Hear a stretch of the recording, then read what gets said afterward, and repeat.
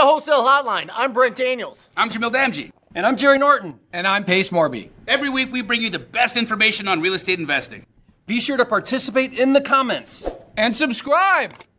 Wholesale Hotline!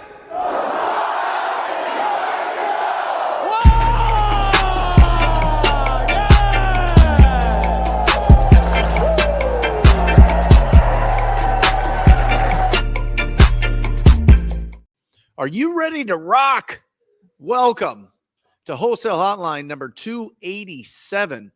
We are coming to you broadcasting live from all around the country. My name is Brent Daniels, Mr. TTP, Mr. Talk to People, joined by the incredible Jerry Norton today. And I think we might have some other guests on later today. We'll see, or some other hosts, I should say, on later today, but we'll see how that all shakes out. But I'm excited this week, Jerry. I'm really, really, really excited. I'm excited because September always feels like it's a turning point. Mid-September always feels like, the summertime's, coming to a close.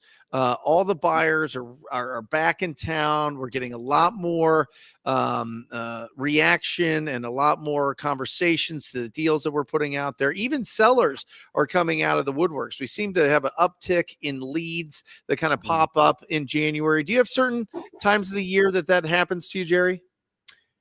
Yeah, September is usually a really good month. Yeah, you're so right about that. It's just, I think people getting back into the groove of things. January is another, for me anyway, January seems to be another good month, kind of that new year. It's like, oh crap, I spent a bunch of money I shouldn't have on Christmas. I better go make some money now. So, interest comes back, buyers get back looking at properties and things. And don't forget, we're supposed to get a rate cut any day now, I think. Is it the 16th tomorrow, is it? Okay. And talk on the street is it could be, it'll at least be a quarter point. It might be 50 basis points. So,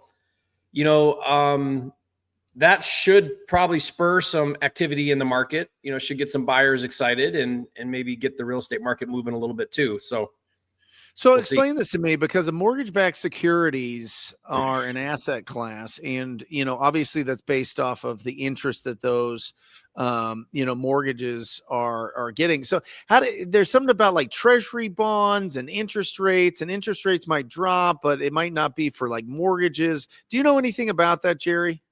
Well, typically the mortgages follow that. So if you see a drop there, then we'll see one in mortgage interest rates as well.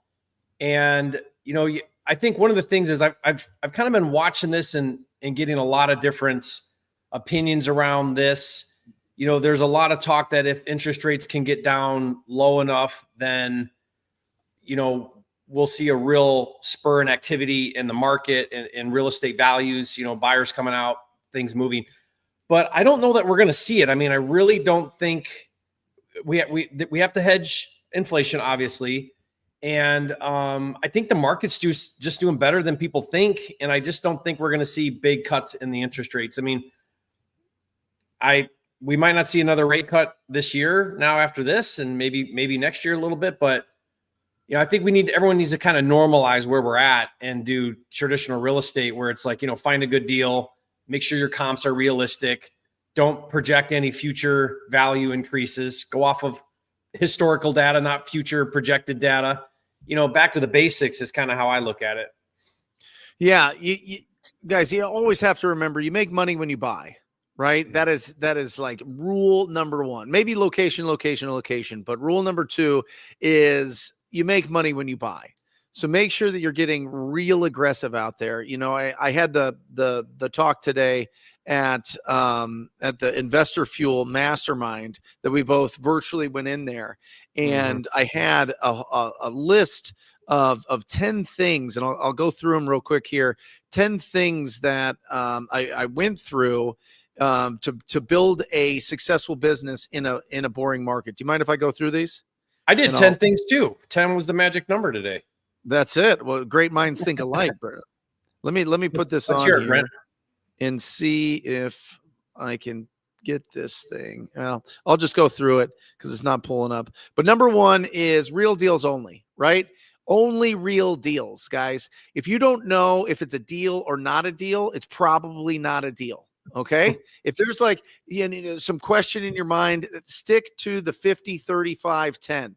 If it's over 250,000 on Zillow, you want to be 50% of that number. If it's between 250 and 100, you want to be at 35%. And if you're under 100,000, you want to be at 10%. And guys, this is for ugly houses.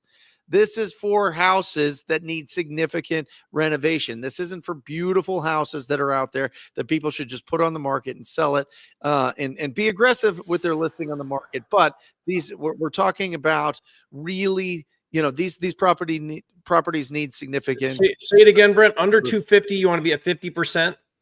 So 250 and above, 50% of Zillow. Okay. 250 above. to 100, 35. And below 100,000, 10%. Okay. I can pull that up here in my computer so everybody can see that. Let me go here and share the screen, and we'll pull this up here, share. And right here, guys, you could take a picture of it. Let me get it. Where are you? Here it is. Offer price estimator right there. If this estimate is 250 or more, 50%, 249,999 to 100,000, 35, and 100,000 or less, 10%. Use those rules right now. Those are great. Okay. The next one is throw away all non-motivated leads. Throw away all non-motivated leads. Don't try to convince anybody to sell right now. They need to have that internal pressure that they are ready to sell because of whatever their goal is for that property. It has to be an internal pressure that they feel themselves. All right. Throw away anybody that's not motivated. Increase the quality of your lead generation. This means it's not about spraying and praying out there. Go ahead. Is that number 3? Number 3. Yeah. Increase your quality lead generation. All right. Don't like this is getting very specific on really, really, really great lists. Your driving for dollar list, your properties that are 2 years past due on their property taxes list, like these lists that there is true motivation there. All right. Next, aggressive follow-up on your lost leads. Brent, turn your screen off. Your this thing. Yeah, you don't need that. The screen share. Well, you don't need that slide up anymore. I was just leaving it up there because people wanted a little more info. But aggressive lead follow-up on your lost leads. All right, guys. This is somebody outbids you, somebody out-rapports you, somebody out-relationships you, and they go too high in their price, and 50% of those deals are falling out. 50% of those deals are falling out. So do not fall into that. Make sure that you're offering the right price and make sure that you are the backup offer when those inevitably fall out. All right. Next, guys, 2021, there was 90,000 of us, 90,000 wholesalers and flippers. Now there's 12,000. Okay. There's 12,000. Congratulations. You made it. But with that being said, adopt other people's failing business leads. If they have a book of business or they have leads that they've been following up on and now they're doing crypto and now they're doing, TikTok online shopping stores or whatever they're doing, right?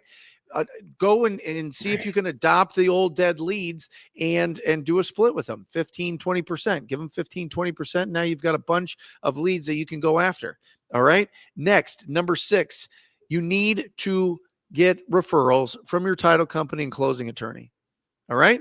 This is going to be critical because they know who's actually doing business. Who are the biggest buyers? Who are the biggest money lenders?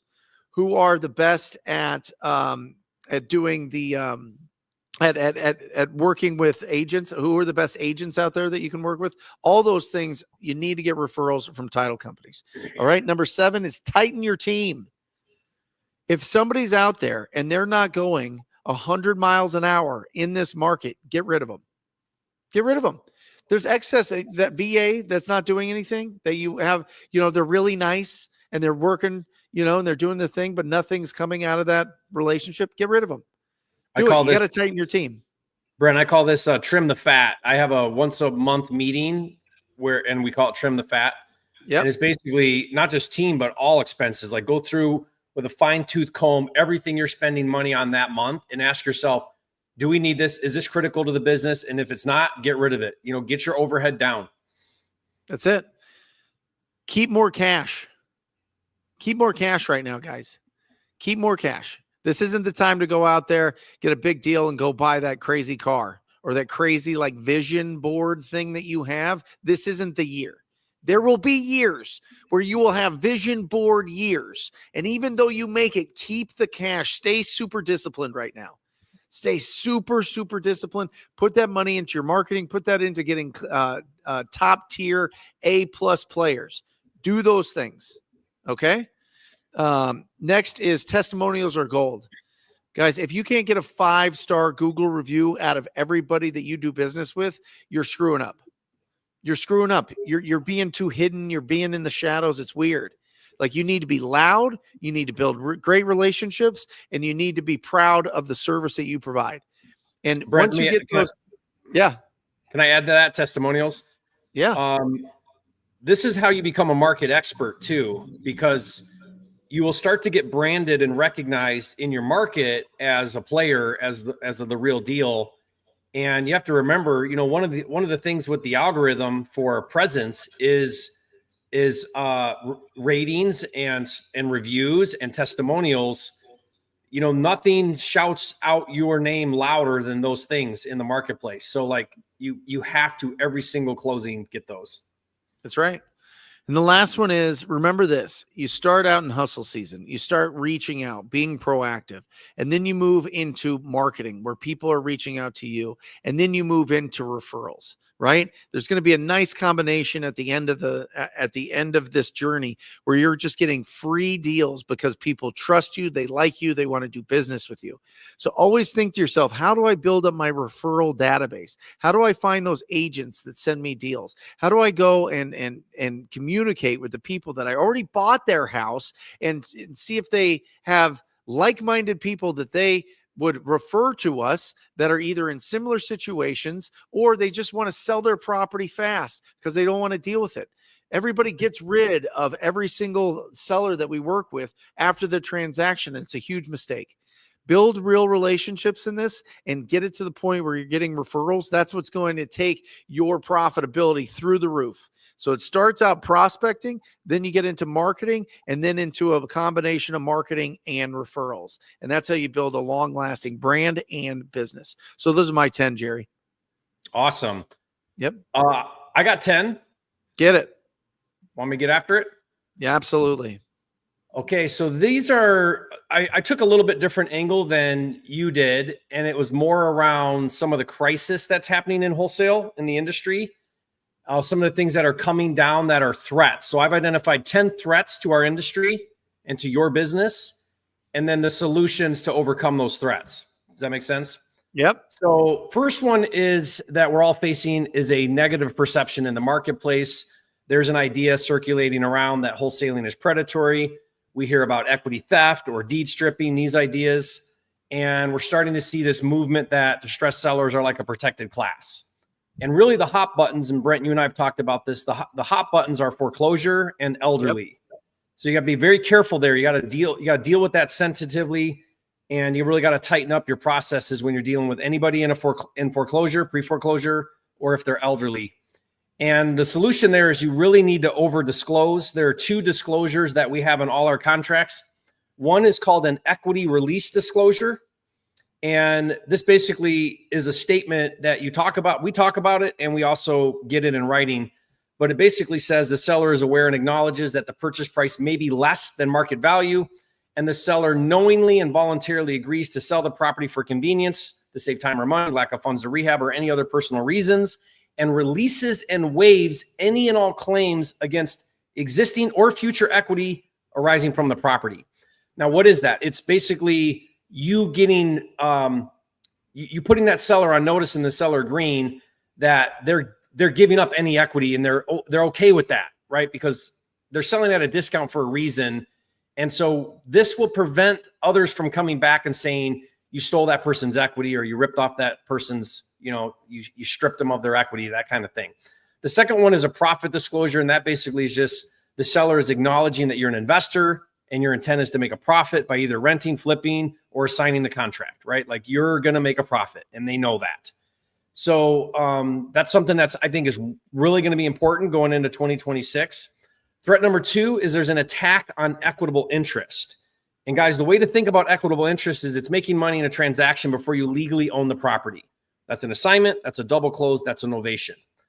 And they're coming for it. And they're already doing that aggressively. And we're going to continue to see an aggressive attack on equitable interest. Solution, I think, is you got to get capitalized. You got to start taking down properties. You need to get funding, and you need to be able to buy that thing, trash it out, resell it. You know, I call it a takedown. You can call it a wholesale. But if you're not doing that already, you better strategically start planning to do that. The third threat is an attack from NAR, National Association of Realtors, on off-market transactions. There's a real push that wholesaling is brokering and requires licensing. We have a lot of states now that require licensing in some form or another, either marketing a contract or just doing the assignment in general. Washington State, for example, there's no more off-market there. You have to have agent representation, or you got to buy the appraisal, pay for the appraisal for the seller, and the seller can back out of the contract. So, you know, if you're going to, which is not obviously viable. So in Washington State, you're going to have to get a license and self-represent. It doesn't say you can't self-represent. So you're seeing that movement. You know, so the solution there is you're going to have to get licensed and self-represent. Just be ready for it. If you think you can get away from having a license to wholesale in the future, I think you're, gravely mistaken. Yep. Threat number 4 is there's an attack on outbound marketing. There's this idea around solicitations. They call it intrusive marketing. Atlanta has a commercial harassment policy against wholesalers. Texas is really cracking down on cold calling and texting. The fines are massive. And so we're going to see a movement away from outbound marketing and more to, and obviously the solution is to move towards inbound marketing, TV, radio, direct mail, PPC, which Brent's company does, PPL, where the lead is contacting you, you're not contacting the lead. I think we're going to see a lot more of that happening. So, and that's the holy grail anyways, inbound marketing. Whenever you can do inbound marketing, it's going to be better. You're going to have a lot less leads to manage. You're going to have higher conversion rates. You're going to have shorter cash conversion cycles, and you're going to have bigger assignment fees. It's always better to move to inbound marketing. The problem is it's going to make it harder for newer investors that don't have marketing budgets. So we're weeding out the no marketing budget and the uncapitalized wholesalers by this happening. Jerry, what about MLS deals? MLS?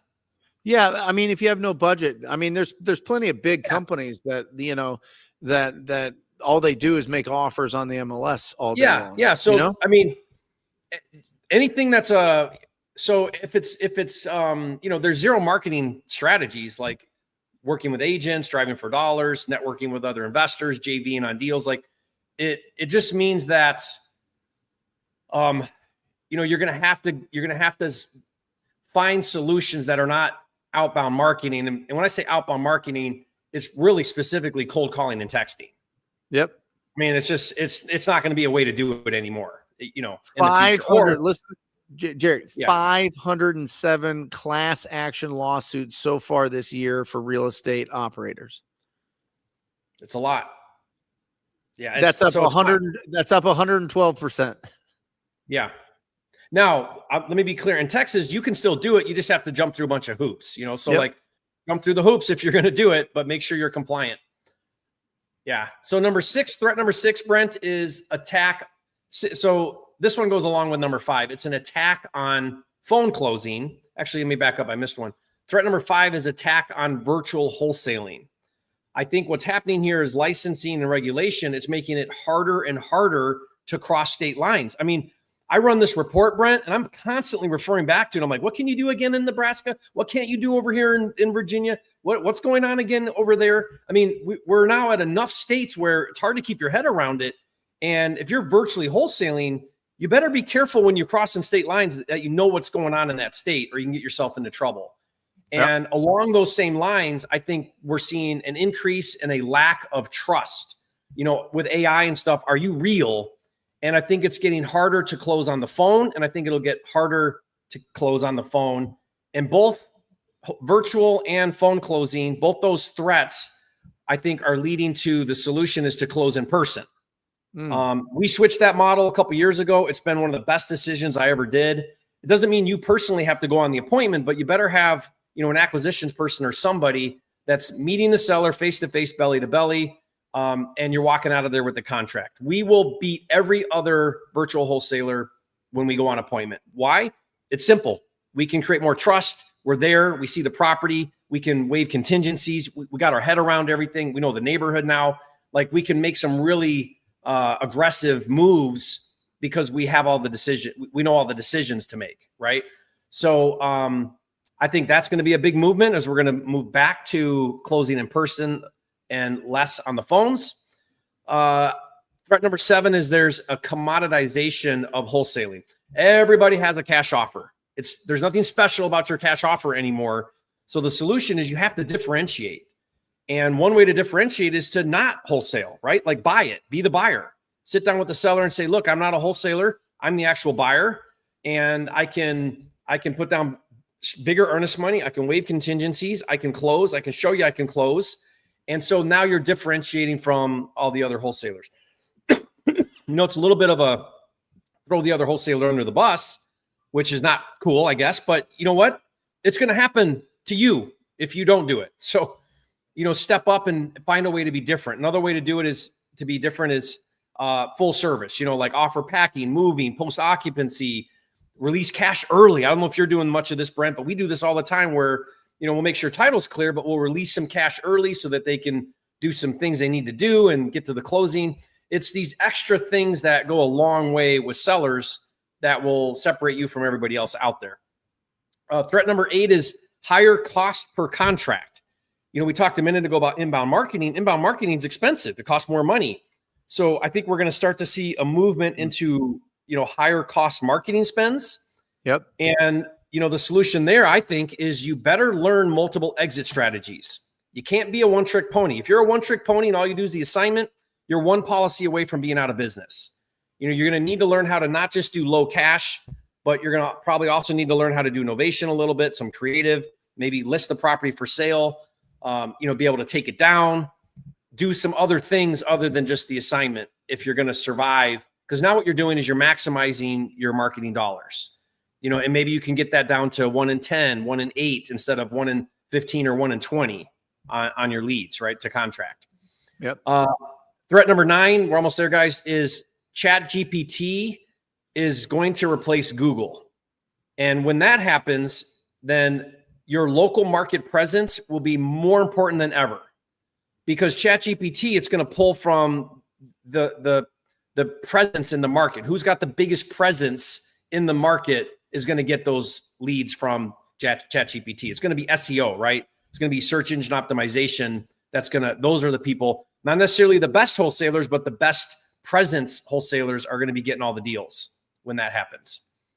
So the solution there is become a local expert, build a brand presence, do things like Brent talked about, which is testimonials, reviews, your website, like everything you can for the algorithm to love you and like you and look at you as an expert. Yep. I think too, going back to AI, sellers are becoming more savvy. They're AI, I call this AI empowered.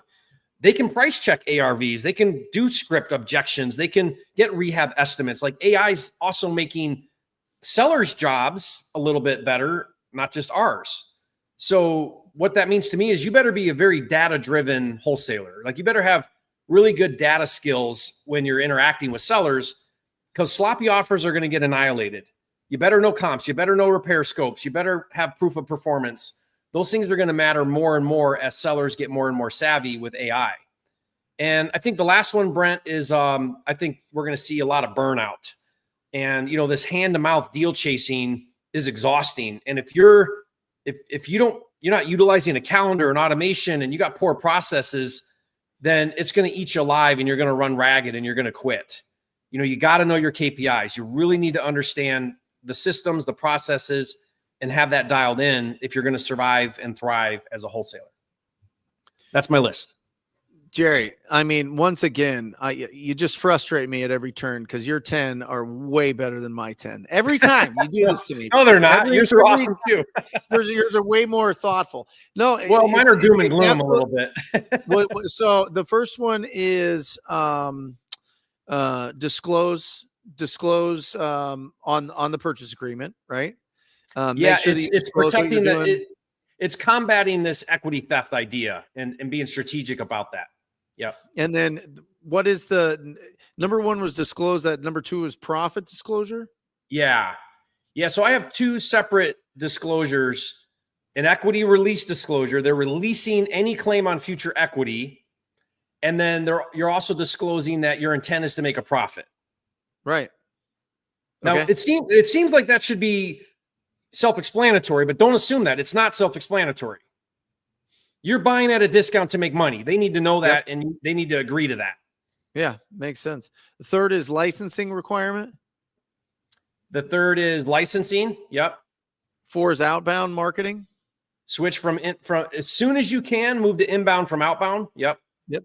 Is 5 virtual wholesaling, or did I miss 5? 5's virtual, and 6 is phone closing, attack on phone. Those two kind of go together because you do those both together. But yeah, it's crossing state lines and closing on the phones. Yep. And then everybody's making a cash offer. So that's becoming it's a commodity now. Cash offers are a commodity. Yep. You got higher cost per contract. You got Chat GPT, and you got burnout. Absolutely incredible. Absolutely incredible, guys. And listen, here's the thing. The one thing that I understand, and I was reminded this, I had an action workshop in my office, and one of my real estate mentors, Brian North, came in, and he was really talking about, he's been in it a long time. I've been in it a long time. You've been in it a long time, Jerry. The importance of disclosure is everything. Like, if you disclose, that's what solves so much of this, right? And anybody that's out there saying you don't need to disclose, or you can be sneaky in this way or that way, hasn't been in this business long enough. They just haven't been in this business long enough. And I'm not really faulting them, because I understand that, like, you have this entrepreneurial spirit, and you're going out there and you're making cash offers, and who cares? Why do you have to tell them what you're going to do and what you're going to make and what their house is worth? And it's not fair market value, what you're offering, because of the situation. You're making an illiquid asset, a liquid asset. I get it. I totally get it. Just disclose. I'm just telling you, disclose. If you have to trick somebody into doing business with you, you're not a business person. You're not a business person. And even if it's not tricky, Brent, I used to have this mindset that, like, what I do with the deal is my prerogative. I have the right to a contract. I have a right to my equitable interest. I can do whatever I want. So I don't have to tell you what I'm going to do with it. I used to have that attitude, but you guys, you got to move away from that, because what the regulators are saying is, it's saying for a seller to make an informed decision, they need to know all their options, and they need to understand entirely what's going on, so that they can now make an informed decision. So you got to, whether you agree with that or not, that's how it's looked at. And you have to adopt that attitude. Yep. Awesome. Guys, we are in now. We'll get off our little presentation mode, and we'll get into question mode, which is our favorite. So thank you so much. I've already got 8 locked in here. So Abyss of Poetry asks, how can I get a mentor? I'm 16 and I'm trying to get into wholesaling. What do you think, Jerry? Well, I mean, there's a lot of free advice. There's paid advice, right? So, like, it just all depends on where you're at and where, how serious you are, if you're in the right place for it yet. There's free, there's paid, there's free groups, there's paid groups, there's everything in between. If you're 16, I think there's a lot for you to learn as a 16-year-old that you don't have to pay for anything. You can learn everything you possibly could about wholesale real estate on YouTube for free. Do your deep dive, make this learn everything you possibly can. My God, you're 16 years old. What I would give to go back to 16 with the resources available today, you're unstoppable if you can learn how to do all of this stuff. So I would say, like, dive into the free stuff, learn that as much as you can, but then you got to take action. You got to get involved. I would join some groups where you're around other people your age, around other people learning and doing what you're doing, interact with them, network with them, make friends with them, get away from all your buddies that are playing video games and drinking beer or whatever, like you got to get around the right people. You got to get around the right education. And then the only other way around any of this is you got to take action. You got to start picking up the phone and talking to people. But make no mistake, as a 16-year-old, none of this is overly complicated for you. None of this is something that is too advanced for a 16-year-old. This is literally, wholesale real estate is literally like third grade math. It's not complicated. It's just, do you have the grit and the persistence? That's all. If you got that, you're going to do fine. Yeah, and I think, go to some local meetups and see if there's somebody that you feel has good vibes, good energy, and is excited to work with you and show you the ropes. I think it's important to be around people that are doing this business. You can find plenty of people in the group here in the chat. There's probably some decent discords. I really like John Johnson's Discord. He does a great job, and he's just got a great heart for the business. And so I would look up John Johnson's Discord. It shouldn't be hard to find him and connect there, and just make sure that you understand that there has to be there has to be people actually doing business in the group. There has to be, right? So yeah, there you go. Right here. What is the difference between wholesaling land versus houses? Do you guys prefer one over the other? I mean, they're just two different business models, really. I mean, one's houses, one's land. The nice thing about land is you don't have to worry about repair. So you're not trying to figure out condition of a property. You're trying to figure out land value and use of that land. The only value in land is the use of the land. So when I look at land, I look at a couple of different buyers. One is going to be a spec flipper. That's what I like to do. They're going to buy it. It's going to be like an infill lot or a development lot. And the idea there is they're going to build a new house on it and sell it for a profit. You bring it to that developer or builder, and they're going to want it. You can have what I call land bankers. These are investors that like to sit on land. They got money. They park it in the land. It's usually like an up-and-coming area or an up-and-coming location. You've got your recreational buyers. These are more rural, and they're buying land so that they can go four-wheeler on the weekends or go fishing there or hunting or whatever. And maybe they put a trailer on it or something, but they're not. It's more of a fun thing. And so that's one. And I think there's a fourth one too. Maybe not. But like those are your different land opportunities. And now your job is to figure out, okay, well, what's the right use of this land opportunity I'm looking at? Who is my buyer? And then, what are they willing to pay? And then just like normal real estate, normal wholesaling, buy at a discount. Yep. Yeah. I mean, listen, with land, typically there's going to be a smaller group of buyers, but they're going to know the area, especially if it's infill land, which is awesome. I highly suggest you do it in town. But there's some awesome techniques for finding land in the middle of nowhere and doing some cool land business that way as well.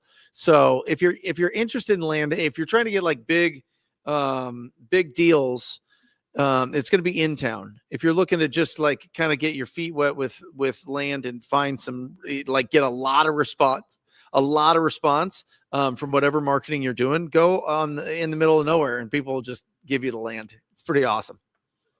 Yeah. Awesome. Here we go. I have a deal under contract. This would be my first deal ever. I've been working so hard for 2 months, but it's 2 mobile homes on one lot. How do I comp something like this? And is it a good wholesale? Well, that's kind of a unique, odd situation, and you're going to run into that all the time. The way I look at this is like, if something is hard to comp or impossible to comp, then that means you have to guess on value because you don't have 5 comps with 2 mobile homes on one lot to look at to get a really good understanding of value. The harder it is to value something, the more of a gamble it is on what that value is. So you just have to be really aggressive on that. Like I would look at that and I would say, I really don't know what the value is because I can't find data to support it. So I'm going to go in ultra conservative. And if I get the deal at that number, then I can't go wrong because I'm buying it so cheap. That's how you treat odd things like that. You got to just kind of be, you got to treat it that way because you don't know what the real value is. Does that make sense? Yeah. Yep.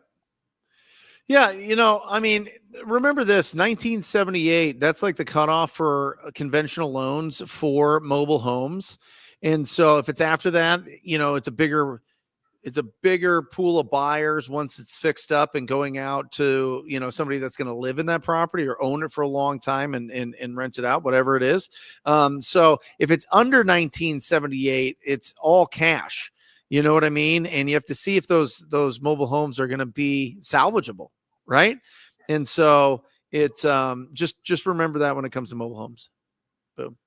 Sorry, I'm kind of distracted here. There's been some nonsense in the chat, and I'm just trying to I'm trying to keep it as clean as possible here. I'm using 40%, but I'll increase to 50% moving forward for rehab and original condition. That's right. Here we go. Syed, I have a deal under contract. We got that one. Here we go. Tiki asks, do you have a script I can use for direct to sellers? I do. Sure. Now, word of caution, don't read a script like a robot or it won't work. You really want to find your own voice. Use a script more like a guide, give you some parameters, give you some things to say and how to handle objections, that type of thing.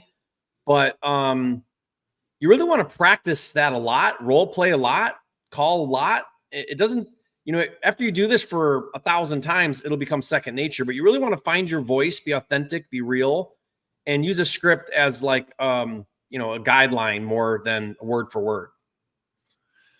Yeah. Tiki, ttpinsider.com. We have a ton of scripts, a ton of resources for you if you want to check that out for anybody. Jerry's got his there as well. I'll type this in. I would go into both of them, and you will have so many resources that you can implement right away. Again, like Jerry was saying, you could start off in this thing totally free. You know what I mean? Get your first deals rolling, get the momentum going, and then decide what tribe, what community you want to join. And I think it's critical. I think it's absolutely critical to find a group of people that are doing amazing things. I think that's the biggest point of it.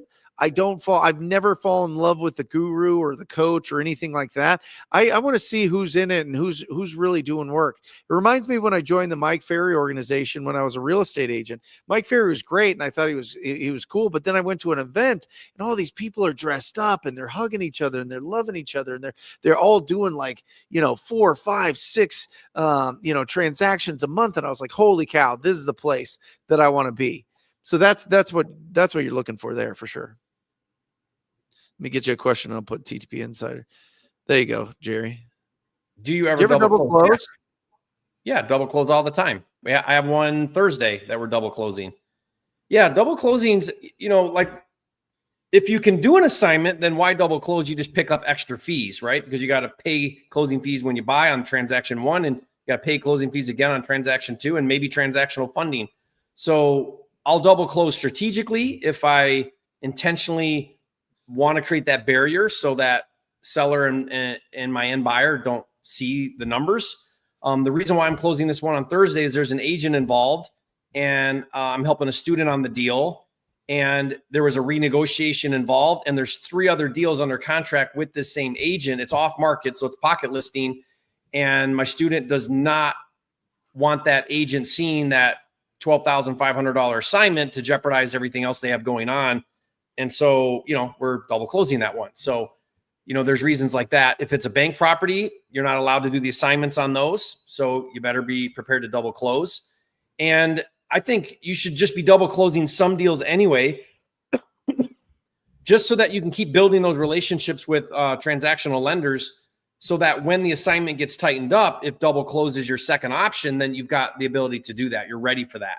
And we provide transactional funding, too. So you gotta be ready for all of that. Like, if you don't have the ability to double close, then you're handicapped in this business.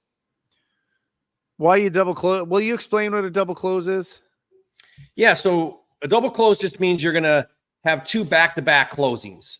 Closing 1 is going to be between the seller and you, wholesaler. So you're the buyer.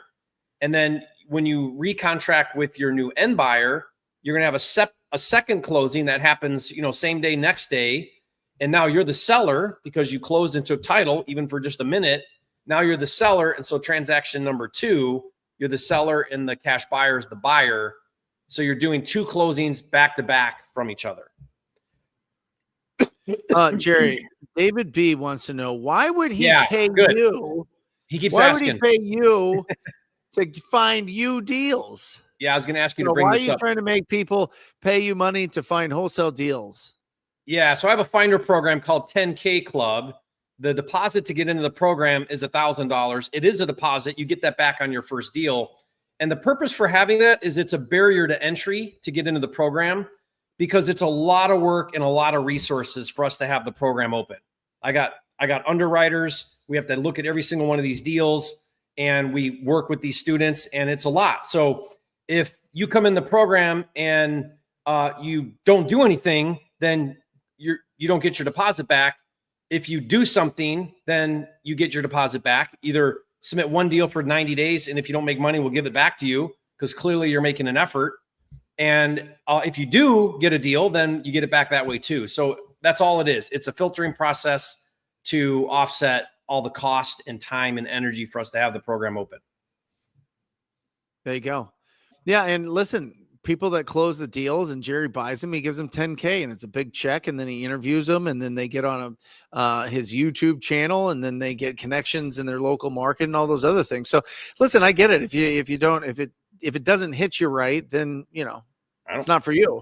But yeah, Jerry's been doing this a long time, and he's been giving out a lot of money for buying a bunch of deals. I think it's a genius idea. And you know what? We do some free tuitions every now and then, and it never works out. It's never once worked out. People say to me all the time, well, how about I pay it after I do a deal? Well, if you make zero sacrifice and you come in and you use up resources and you've made no sacrifice, then what happens is you end up not showing up. Okay. So, Yep. I mean, we just figured out that that's what works. Kirsten says, getting started, but live in Minnesota, cold face. Was going to try virtual, but hearing you all talk about it in person, would you suggest trying my backyard or co-wholesaling with someone who can run an appointment? Great question. Yeah, when you say Minnesota, I'm kind of wondering where Minnesota. You want to be in a metro market. And again, when I say backyard, or when I say appointment, it doesn't necessarily mean that you have to go on appointment. Excuse me, but you are going to want someone going on appointment. That's the point, is you're closing at the kitchen table with the seller. And I've got no problem with Minnesota. I love, my favorite is sleepy markets like Tulsa, Topeka, Kansas, St. Louis, Indianapolis, Memphis, like the under national median home price. Those are awesome markets. Yeah, I have some great rhinos in Minnesota that are absolutely crushing it. So Kirsten, I would go crazy in your own backyard for sure. And if it's one of those things where like your schedule doesn't align with you going on appointments, or maybe you're not comfortable going on appointments alone, I certainly understand that. Have somebody that goes with you for sure. I mean, there's a tremendous amount of really great investor groups in Minnesota where you can connect with somebody that will go on those appointments with you, right? Or just go on those appointments for you, no less. So yeah. And Andrew, there's people in the side chat here that are in Minnesota. You're right there, Jerry. Jerry almost died. Yeah, I'm choking to death here. There you go. The beautiful evolution. Jerry, are you primarily just into wholesaling? Why not RV parks? I do lots of things. RV parks are like the shiny object right now, I guess. Like that's all the hype is RV parks. That's Pace is going hard at, and getting loud about it. So yeah, I got no problem with RV parks. I mean, I have a 57-acre development here in Sweetwater, Tennessee, by where I live. And we might do a wholesale. We might do an RV park. We might do tiny cabins. We're not really sure. I might do manufactured homes. But no, I got no problem with RV parks. I like wholesale. Listen, guys, why do I like wholesaling? I think you need to have 3 different buckets of money. Fast money, which is 30-day money. Medium speed money, which is your 4 to 6 month money. And your slow money, which is passive income. And you need to make the fast and medium speed money a huge priority, because that is what pays the bills. It brings the money in. That money can then get reinvested into your slow wealth building assets. That's the smart way to do real estate. So I talk a lot about wholesaling. Why? Because that's where most people are at. They need to generate fast money and medium speed money flipping so that they can now have excess cash to do things. If you don't have cash coming in, you can't really grow a business or grow wealth very fast. Yeah. And also remember, that's a different business than wholesale. Like your portfolio is a different business. Flipping's a different business. Wholesaling's a different business. So it depends on where you want to put your attention. And if you have the means, if you're already independently wealthy and you've crossed that bridge that you're a good steward of money and capital, then yeah, go buy a big asset like that. Go get into something like that. If you've run the numbers right, you feel confident in understanding the risk of the purchase, and you have the time and attention to manage it. I mean, Brent, I may be wrong here, but if you don't have a really good active income already dialed in, you have no business touching an RV park. Like stop looking at RV parks. If you don't have really good active income, you're not ready for a large, slow, passive producing asset until you have really good active income dialed in. Yep. Is my opinion. That's just I don't know, Brent, how do you feel about that? 1,000,000%, Jerry. A 1,000,000%. I've been in this 21 years and I'd still look at it like, I better talk to somebody that really knows the numbers here and really knows the upside and downside of what's going on here. You know what I mean? For sure. Mm-hmm. Nathan, Mr. TTP and Jerry, the flipping genius. What does your follow-up process look like on qualified leads? They've got the 4 pillars. Guys, if you're not familiar with the 4 pillars, it is condition, timeline, motivation, price. The condition of the property, their timeline to sell that property, their motivation or what their problem is, and the price that they're willing to accept on it. If they ghost you for any reason, what does your follow-up process look like? Yeah, I mean, you want to have a really good nurture sequence. Ghosting you is not a good sign, right? And, you really got to think about it like this. Like we think about it this way, 80% of sales are made between the 5th and the 12th follow-up. Now, I don't think it's that bad with inbound marketing. Certainly not. That would probably fit more outbound marketing because, people are in an early cycle of motivation with outbound marketing. And when people start asking me about follow-up, I'm like, oh, you're doing outbound marketing. If you're not set up well for follow-up, then you're going to beat your head against the wall if you're doing outbound marketing. Now, my inbound marketing game, we don't really have a follow-up game. It's not really much about follow-up because that seller's motivated and they're either selling to me or somebody else. They're not sitting on the fence. They're ready to go. Yep. So like it takes a whole lot less effort with inbound marketing because you don't have all that follow-up to do, and you're dealing with a whole lot less leads. So, if you're going to go down that rabbit hole of outbound marketing, then you're going to nurture leads for 4 to 6 months.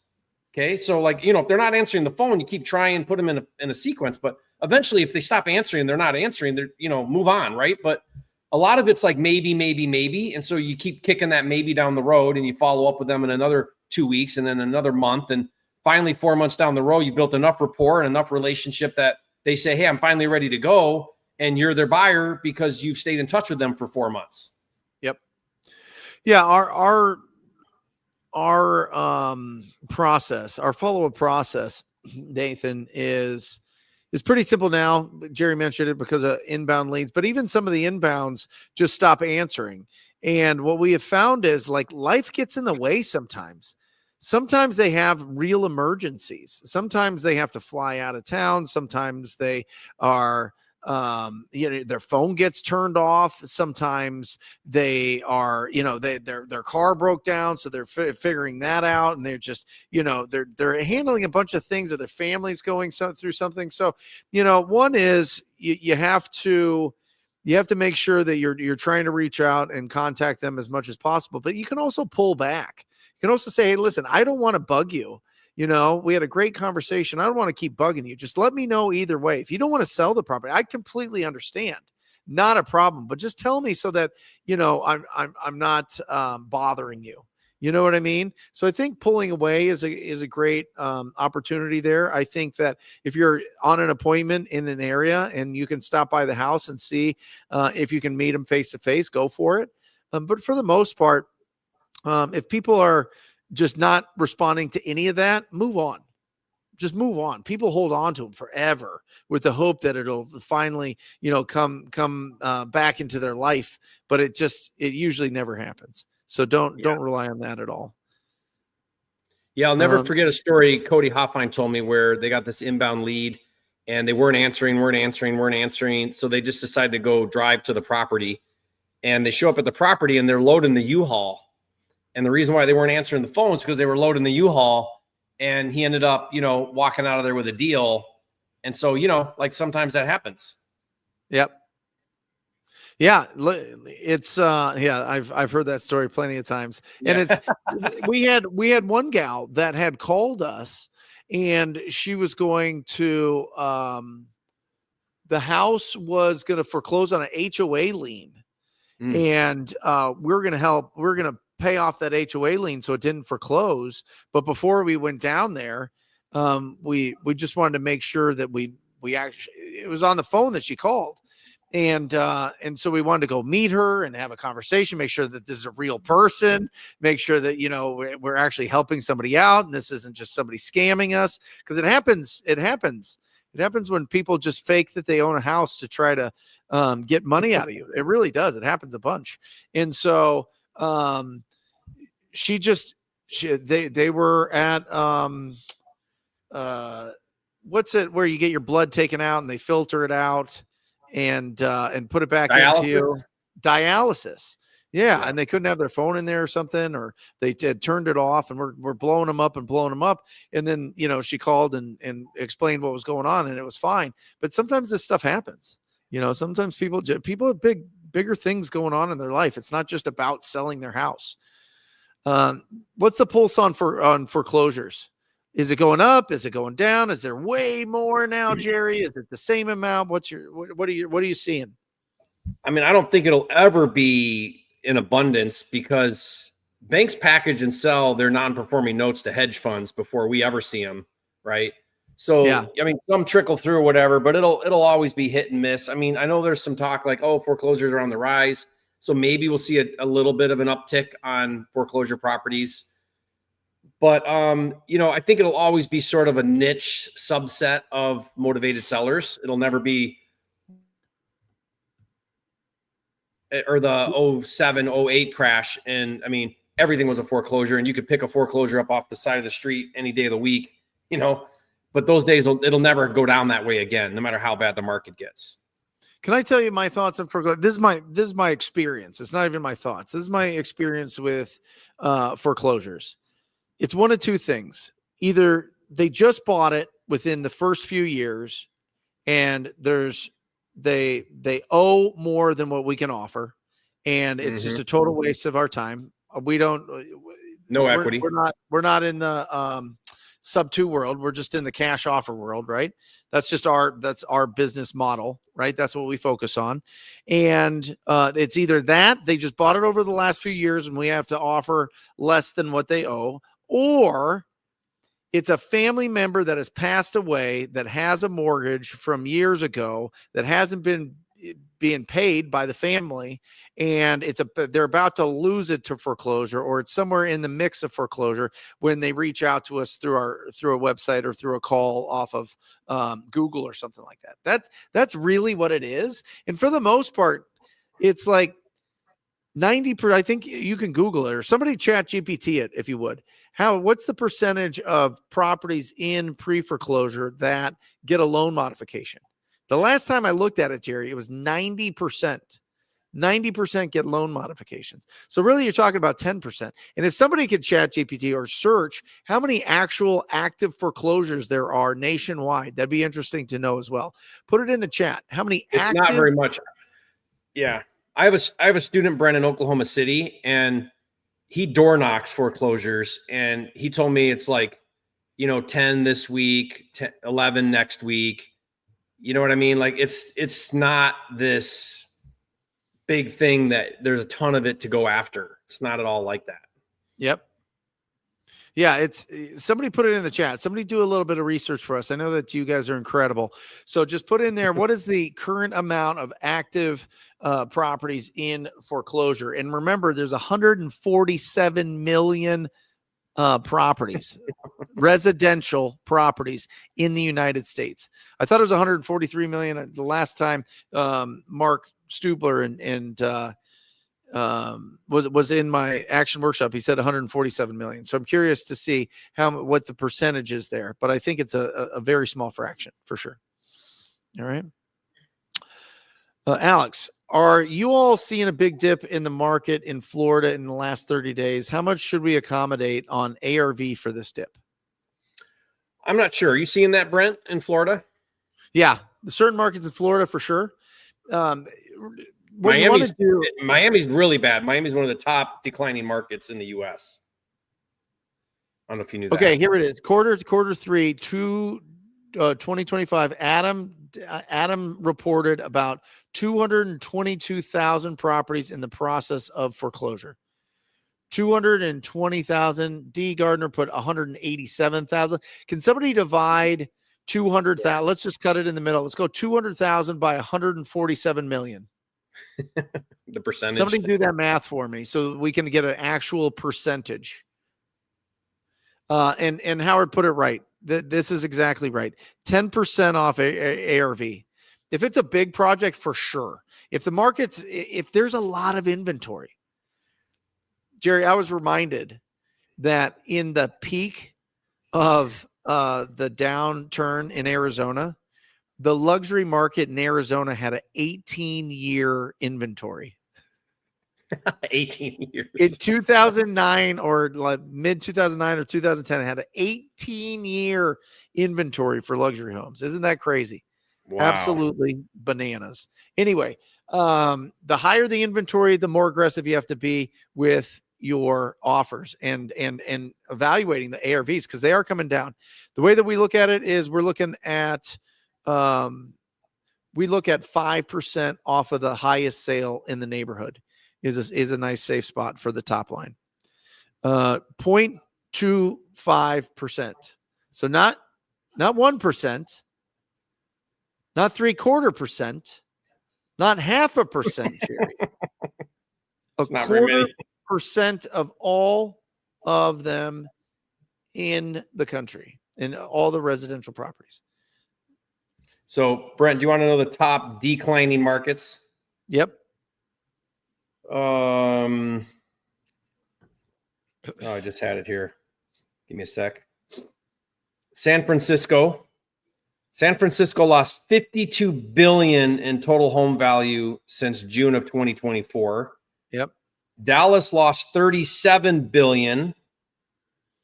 Okay. So it's declined. Yeah. And Miami 25 billion. So San Francisco, Dallas, and Miami have been the fastest declining markets since January of 2024. And those are probably some of the biggest inclining markets when it turns. You know what I mean? We'll probably swung at 30%. Yeah. Back in the day. Yep. Declaration of home buyers. Hey guys, I'm considering transitioning from cold calling to Facebook ads for a couple months with a $3,000 ad budget a month. What's your thoughts about Facebook ads? We love them. We have transitioned my coaching and training to that. Now we do it done with you. It's very reasonable. You can check that out at talktopeople.com/Facebook or done for you, where we actually run the ads for you, come up with all the creative, set it for you. And it's done with my marketing manager that has spent millions and millions and millions on Facebook. So I invite everybody that, if you're in that kind of, $2,000 to $3,000 a month budget, I think Facebook, especially if you're like in a real localized market, I think you could do a lot of really good work there. And it's one of those things that even Gary V's like, hey, if you're not owning your local area and Facebook, you're making a huge mistake. He's really hot on it. It's really interesting. So, talk to people. I'll put it in here. Talktopeople.com /Facebook. Check it out. /Facebook. We'd love to work with you, Declaration. There you go. But I think it's really smart. I think that building a brand presence, I think coupling that with getting 5,000 Facebook friends in your local markets, go into those community groups, friend request everybody, and then post to your own story. I buy houses every single day. It'll blow you up. You will get so many incredible deals. So many incredible free deals just from that. But also while you're coupling that with running ads, we have, well, I shouldn't even say a technique that's going, I'll give you a little, whatever. We're running ads, Jerry, to realtors saying that we want to buy houses, on Facebook ads to realtors to build those relationships. Smart. Right? And it is, wow. It is Advertising to do the agent model. Never heard of that. That's genius. Right. And Facebook, it's super reasonable. I mean, you could spend like $10 a day, $20 a day. It's crazy because nobody's doing it. That's cool. Now everybody will do it. No. Scott Allen, how many years do your acquisition guys usually last in your business? I mean, your guys have been with you forever. Ryan is celebrating. Chad celebrated his 5-year yesterday. Ryan celebrates his 5-year today. Yeah. It's funny. Yeah, but you take care of your people. I mean, you pay them well, you treat them well. Yep. 80K base plus commissions. Chad, junior acquisition, because he does a bunch of the deals. He's touching a bunch, gets 3% of the deal, and Ryan gets 6% of the deal. Okay. So they're on a lower commission because of a salary base. Yeah. And you look at, they do $1 million. It's another 60 grand right on top of the 80, but they push well over that. Yeah. Yep. Guys, if you're interested in some of that Facebook stuff, I have got the best guys. I am telling you, PPCs, Facebook, SEO, Google My Business. It is going to be huge in coming up. I am telling you, and we are building the absolute best. I mean, I've got incredible people in-house here. Jerry's seen them. Jerry works with us. Yep. Yeah, they're awesome. Jerry and Brent, been watching you guys 5 years, finally closing my first deal. Not making what I hope, but I'm grateful and blessed. Keep doing the Lord's work. Much love. Congratulations. Listen, when you cross that bridge from faith to fact that you can do this business, it is life-changing.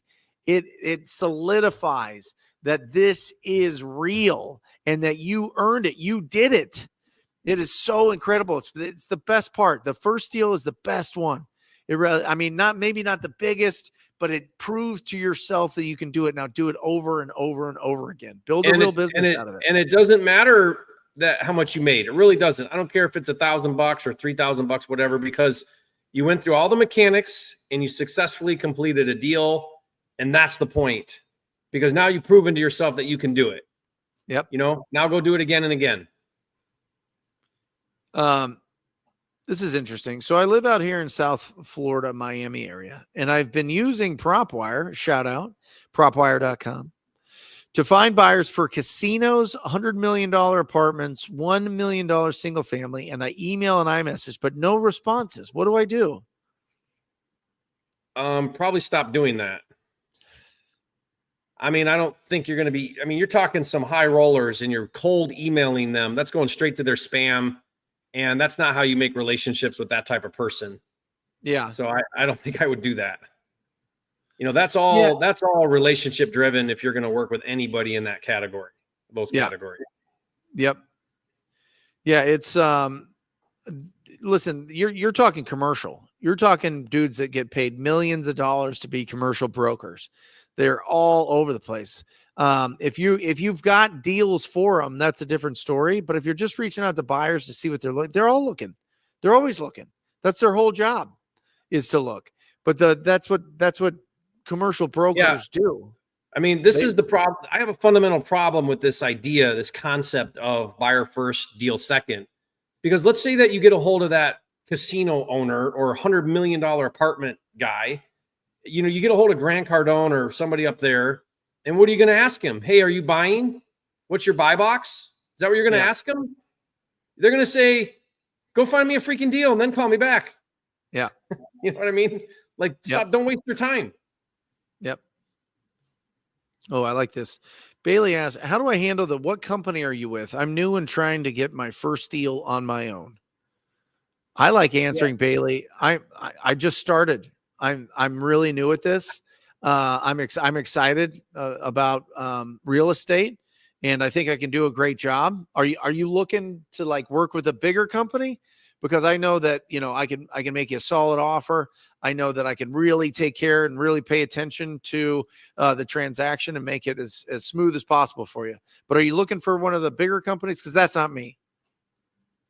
Yeah, I love that. That's such a good answer. I think, Bailey, you want to understand, why are they asking that?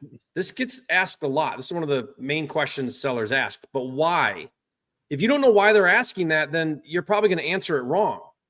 What they're really wanting to know is, can I trust you? Are you legit? Are you the real deal? Are you, so that's how you want to answer that. You want to say, look, we're a local mom and pop operation. We're right here in town. We've been here for, a year or 2 years, or however you want to say it. But here's the thing, we perform, we show up, we do what we say we're going to do. And I got a little LLC I set up, and we're just a little small operation here, but we're looking for deals. I'm well connected with other buyers. If it doesn't fit for me, I'll take it to one of my buyers. Really, I'm just here to see if I can buy a house and help you sell a house, Mm-hmm. So like, redirect it and really think about, what's the purpose of that question? What's the real objection that they're asking? They want to know if you're legit. And if you're not legit, you need to respond in a way that makes you feel and seem more legit than you are. Elite Investor Enterprises asks, what's the most effective use of time to close a first deal when you have a limited budget? Well, I mean, this is what Brent calls hustle phase, man. This is the grind stage. Yep. When you have a marketing budget, you get to leverage that budget, and ideally leverage really good lead gen with really high quality leads. And that's going to make your life, your business, your team, everybody's life way better, way easier. But when you don't have that, all that means is you got to work 10 times harder. That's all. That's what I did. That's what Brent did. You got a small budget or no budget. It's go time, baby. You have no leverage in the marketplace other than your hustle. That's right. Listen, Elite Investor, I hope you're still on here, but mentioning it again, you can go and you can friend request 5,000 people. I mean, you can get 5,000 friends in your local market, and you can post every day to your stories that you buy houses. That takes 7 minutes a week. It takes 28 minutes a month. You post it and people will respond. Go into the realtor groups, go into the investor groups, go into the community. I love San Diego pubs group or whatever, just local groups that you can go in there and friend request people and watch what happens. That's $0 out of there. Now, the key to that is you have to respond when people actually DM you. You have to respond. You got to be available. You got to respond quickly. You got to get them on the phone. You got to have conversations with them. You can't just be like, oh, that's spam, or I'm going to ignore it. I'm going to post and not say anything. You will find opportunities there.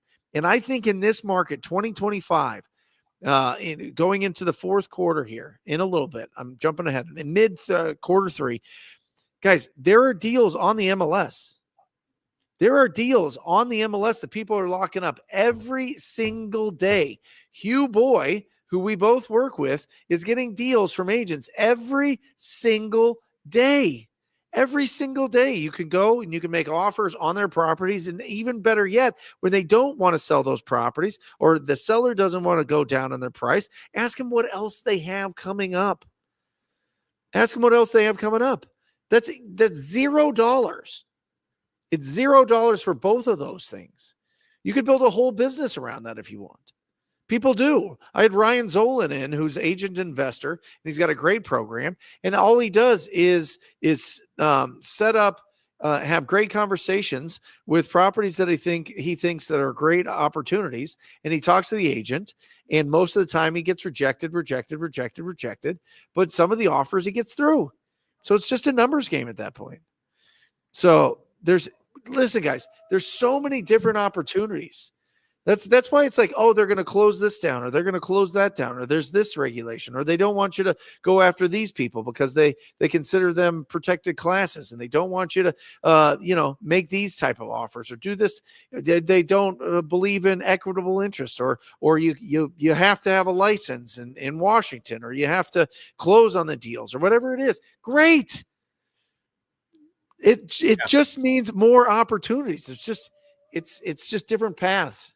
There's always great opportunities to go and serve people that have ugly houses and they don't have the capital to fix them up, to get HGTV, top tier, top of appraisal value. They don't. Yeah. And by the way, buyers determine the value anyway. There's no equity if there's no buyer.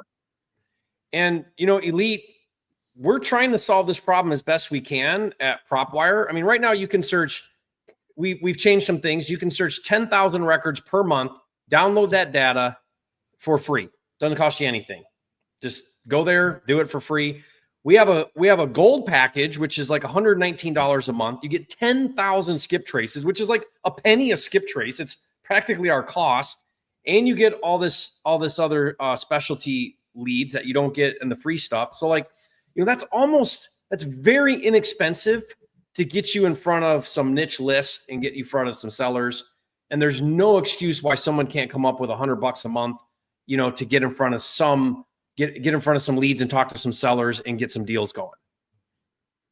Yeah, I agree with Voight. Great questions and awesome answers from Jerry and Brent. This is great. When markets decline, do the nearby towns go up? I'm thinking of people getting away from crime-filled cities but still work there. I don't think markets really decline because of that. I mean, markets usually decline because of economy. Markets decline because, all of the automakers moved to Mexico to build their cars and moved to, other countries to build stuff. And then the economy collapsed. I mean, that you see that happen all over the place. And then you see some markets come, kind of like a phoenix rising from the ashes, kind of come back.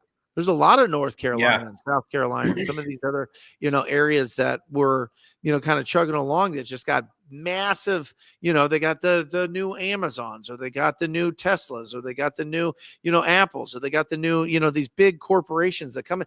Arizona, in North Phoenix, we got the TSMC microchip plant. That's a $60 to $100 billion project. Jerry, they just redid the whole 17 freeway from Phoenix to Flagstaff. That was $10 billion. This is 10 times that amount that they have invested in there. Yeah. And there's more chip companies coming here, more of the autonomous driving car companies coming here, more like if you're in an area where the government is pro-business, you're in a great spot. Yeah. Some areas just aren't because they're, they don't need it. I'm betting my future in real estate on the below national median home price markets. I'm here in Knoxville where we bought our farm, and I got a flip right here in north of Knoxville a little bit. We bought this for 90. We put 50 into it. We put it up for sale, got a VA buyer at 275. They got some concessions and some things, but we're going to do pretty good on that. Now, a renovated home, it flies off the shelf under 300. Like if you can land and be under 300 with a renovated home and I'm not talking Detroit or a depressed market. I'm not talking like low income. I'm talking just your sleepy markets, your Midwest markets and stuff. I think buyers are going to keep going there. And I think there's a lot of room for growth in those markets. Yep. Yeah. 100%. Yeah. What's your thoughts? Have you ever done bandit signs, Jerry, or had? I still get calls from bandit signs that I put out 20 years ago. What? In Detroit. Yeah, because I use the sign hammer, so I put them up real high. So it's this long. Yeah, and so they're never coming down. They're going to be there till the second coming. You know what I mean? Like, yeah, that's great. The rule with bandit signs is it takes about 500 bandit signs to get one deal. So you do the math on what that costs. You got the labor to put them up. You got to be careful of municipalities that don't like that because you can get in trouble for it, and people taking them down and all that. But I mean, sure, they work. Yeah, I find it works a lot better in the lower priced areas and rural areas, especially. Brent Bowers, who does the Land Shark program, does huge signs on all of his lots, like rent to own or owner finance for his lots. And people just do whatever they want on vacant land. They camp, they I don't know, shoot firearms, they pull out their RVs, they do whatever they want, and those work out really well, and people call those up. And we've had Jenna Hoover in I think she's in Pennsylvania. She's like in a town that has like 1,600 people. You know what I mean? And absolutely dominates with bandit signs in and around those areas. So I think that there is some opportunities there. I would say in Phoenix that they're highly frowned upon, highly frowned upon. I mean, they'll call you up and try to, interrogate you. Yeah, I mean they'll beat you up pretty good. Yeah, they'll find you big time. What we used to do, Brent, in our nicer neighborhoods with bandit signs is we'd put them up on Friday at 4:00 and we'd take them down Sunday at 4:00. Yeah, because the municipality workers weren't working the weekends, and so you'd have the whole weekend to run your signs, but then you got to take them. But then we'd take them down. Yeah, Bailey, it's a great opportunity. When you do see those signs, call them up. Great way to network. That's a wholesaler marketing for sure. Or the little signs that are like, hey, this property's for sale. It's ARV 400, price 250. You know what I mean? Call those people up, see what they're about. See if it's one of your buddies. It might be. You know what I mean? That's a great opportunity to call. Listen, you guys can go online and you can go and find properties that are rent by owner on Zillow. Rent by the owner. You could call them up and make offers and see if they're tired being landlords. There's signs out there for rentals. You could call them up and see if they're done being some people that own rentals, they can only miss a couple payments before they're in a real problem. Vacant property for some people is a real issue. And if they're not renting that thing out and covering their payment quick enough, they'll sell that property to you. So I think that those are great opportunities there. Yeah. I got a couple more here. Jiu-Jitsu asked Brent, in your PPC outreach, can we pick the niche campaign or is it general? We buy houses or land. You could pick whatever you want. Jiu-Jitsu. We have the best of the best. These guys are scientists here. These guys are unbelievable. This isn't a one size fits all. It's a custom build for you every time. That's how you get the best, longest lasting results for sure. Great question. Justin J, who looks like a very awesome. He's barefoot water skiing. Yeah, I don't think he has skis on. Barefoot water skier. How can one do high volume investing instead of wholesaling? I just want to do a ton of deals by myself to have rentals. I'm assuming you're talking about fix and flip instead of wholesaling, because it has to be. Yeah, I mean, you could certainly fix and flip and create an operation there and reinvest that into rentals. Nothing wrong with that strategy. Yeah. I mean, you just got to remember, what's the difference between a wholesale business and a fix and flip business? Fix and flip is a lot of bandwidth. It's a lot of management. You got a lot of money going out, a lot of capital. You don't see a single dime until you sell a property. You got to be able to weather through that. There's some of that out of your control when things sell and close. And that's why I love a wholesale operation. You bring in the money every single month and you sell it, you assign it or you sell it or whatever, and you're done. Yep. So like I like to flip too, but I think you just want to be strategic about how you do all this. Yep. Jeff Scott, is AI outbound call illegal? I see ads on IG, but I heard TCPA laws are a real thing. Yes. Do not do it, guys. It is nonsense. You will get caught. You will get sued, and it's going to be a big problem, a huge problem.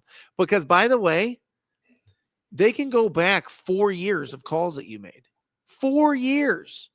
If they catch you on one, they can go 4 years back. Just remember that. And if you just made 1 million calls with an AI bot, and you just started, and they claw all that back, which you have to prove it and show it. You are, and by the way, did you hear this, Jerry? They can go after you personally. They can go after the executives of companies that are doing. So you can't hide behind your trust and your LLCs and all that. You can't just bankrupt your company and be cool. Yeah. They can go after you personally. Absolutely bananas, guys. Don't mess with it. Don't even it's literally robocalling has been illegal forever. They've had machines doing this forever. It was just recordings. Now it's just a new level of it. Yeah. Really, really, really, really be careful with that. It is nonsense. Yeah. Can you report the bots? You sure could. If you're getting a bunch of AI calls, somebody's going to get them. Yep. Corey wants to know if he could join your mini bike gang. I'm not sure what that is, but I'm excited to hear about it. Oh, on the farm here, we have like 4 mini bikes, and me and the kids wreak havoc in the neighborhood. We drive around in our little gang. Like electric? No, just little, Honda motor mini bikes. Nice. Yeah, it's a fun little thing we do. They break down as much as when we go out riding, like we break a chain and we're constantly fixing on them, but it's kind of fun. Like if you're into mini bikes, you'll know what I'm talking about, but they're just great. Like I have my 12-year-old has one. I won't let him go. I set it to like 30 miles an hour. So you can't go fast on it, 'cause I don't want him to wrap around the telephone pole, but we cruise up and down all the windy roads around here. And it's just like a lot of fun. Get an electric bike. You never have to fix it, Jerry. Come on. Get an electric bike. It'll last forever. I've got like a whole army of them. We've got like, I don't know, 8 of them at the cabin. They're awesome. How often do you drive the truck? The Cybertruck? Yeah. Every day. Oh, you going back and forth to work in that? Yeah. Yeah. I didn't know if that sat in the driveway or if you drove it a lot. No way, man. It's the coolest thing ever. I mean, people hate it and flip you off, or they give you a thumbs up. It's like one or the other. It's crazy. I send you all my memes about it just to tease you. So it's I know. Listen. I get it. I totally get it. But it's the best driving thing I've ever been in. It's awesome. Yeah. And it's like it's got like the best crash rating ever. CWH Property says, from both your experiences, would you say more wholesale shops doing $1 million plus a year in revenue are local or virtual companies? Great question. Yeah, that's the right question. I think traditionally we've seen a lot of virtual multi-million-dollar operations that are virtual. I actually did a really cool series with Rob Wensley with Investor Lift, a year or two ago, and he's got a lot of data because he's got a lot of buyers at Dispo, so he sees what they're doing, or wholesalers. And I never realized this till talking to him, that there are $1 million a month operators a month. And what he told me is the $1 million a month guys are typically in 6 to 7 markets. So they're not nationwide. They're very strategic. Yeah. They're in 6 to 7 markets. These are higher price point markets because they're trying to get 40 to 50K deals. All they do is either low cash. Some of them will do only novation, so they target that type of seller. But most of them are low cash. They don't do creative or any of these other things. And they're all PPC. I mean, they're spending $100,000 a month on PPC ads, and they're closing a 50K deal a day kind of thing, right? Yeah. So 250 a week, $1 million a month, and in 6 or 7 markets. And then they usually rotate through a couple markets. So every month or so, they might drop a market, try to pick up a new one. And, that's their operation. I just think we're going to see a movement away from that in the future. I think we're going to be going backwards to a very localized business model. And for all the reasons I talked about, AI, stuff that Brent's doing, where SEO is going to be very, very important, local market presence, appointment is going to be more effective. So we're just going to be, it's kind of like we ran with this whole like work from home, virtual, never talk to anybody model, which was great, an online business. And now we're going back to grassroots where it's like, no, let's have a real conversation with real people and make real relationships. It's kind of going backwards, I feel like. That's what Google's doing. That's what Google wants. Yeah, that's what Google wants. I think mom and pop, brick and mortar. I think a lot of AI is going to go that way as well, because they want to build trust on the internet with businesses, especially, right? Mm-hmm. They don't want the scams going on. They don't want people, just doing everything without meeting anybody, and then all of a sudden they're stuck in a situation where they've got a purchase agreement with somebody they've never met, and they disappear and it turns into a mess. So, and AI's ruining all of that, because now it's getting so good that you don't really know if you're talking to a real person. So they're going to offset that by creating a lot more friction for that, It's exactly right. Yeah, great point. Pamela asked, would you guys mind talking about where and how to get buyers, please? Do you have a resource for that, Jerry? I'll tell you what, we subscribe to a lot of the really good softwares, and there's good ones, Investor Lift, Investor Base. You can get buyers on PropWire for free. There's some great tools out there for getting buyers, but like my partner, Mark Gabriel in Tulsa, Oklahoma, we get all our buyers from the Facebook groups, and we're active on those groups. We participate on those groups. We go to the local meetups. We treat buyers the same way I've been talking about sellers. How do I know you, see you, and build trust with you? Help me understand what you're looking for. Let me bring you deals that fit what you're looking for. And so we're just very, very relationship driven in a localized way. And that's working really well for us. I mean, we're doing 100K months without any problems. And it's all local buyers that we network with. Yep. Yeah, I really like Pamela, just real easy. I would just Google hard money lenders in your area. They have the lists of all of the buyers, their buyers themselves. They have their own list. They wholesale to their own buyers, make a little bit extra on each deal. That's a phenomenal resource. I would see where the foreclosure auctions are in your area, whether it's at an attorney's office or down at the courthouse steps or whatever it is. And I would talk to the people that bid on those deals, because those are really, really, really great buyers and they know a lot of buyers. I would talk to your title company and closing attorneys and see who the best buyers are. Yeah. Brent, pull up John Johnson about his novation. I saw that. I will. Yep. Okay, let's talk about this. I mean, novations have a very high fallout rate when those fees are big. No one complains if it's 15 grand, maybe 20 grand. But when you get up into a banger like this one, think about it. That seller gave you the right to market their property. You marketed their property, white glove service or whatever you told them. Now you're at the finish line and they're seeing you make a massive fee.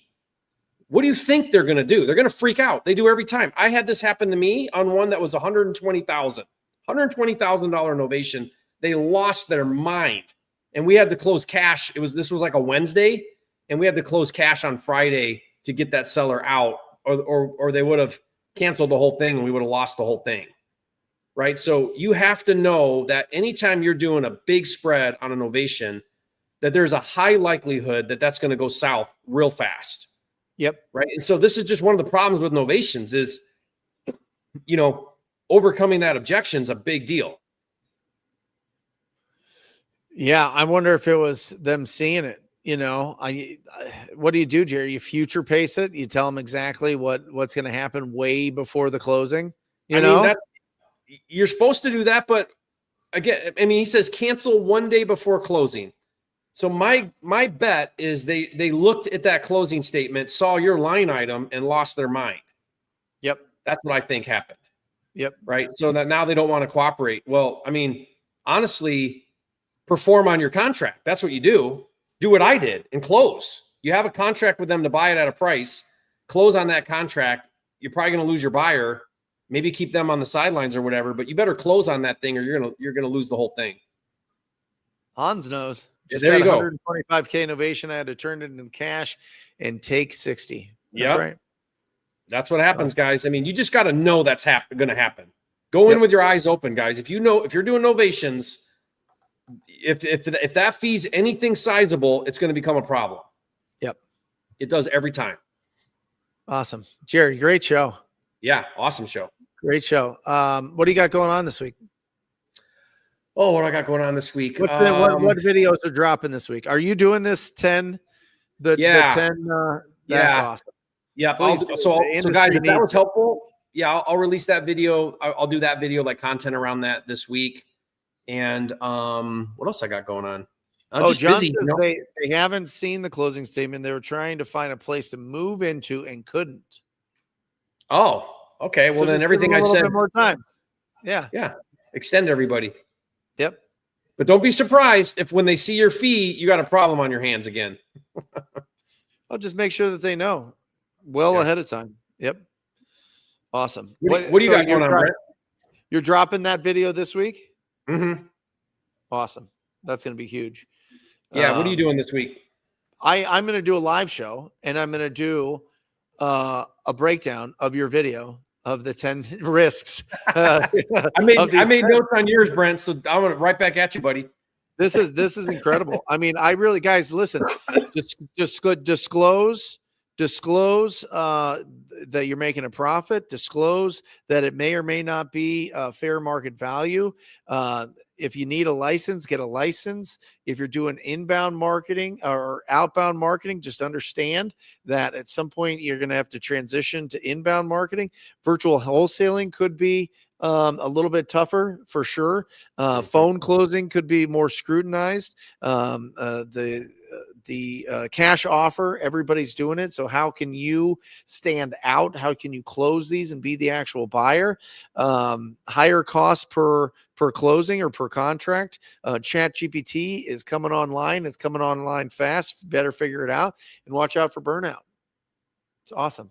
Absolutely incredible. Jerry, you're the best. We love you guys. Thank you so much for being a part of this incredible journey on Wholesale Hotline. And we're out. Love you guys. See ya. Or just say squat up. So squat up and enjoy the show. Yeah. Yeah. Okay. 1, 2, 3. So squat up and enjoy the show. What are you doing? I didn't say that thing. Why? I don't know. Okay. So squat up and enjoy the show. Cool.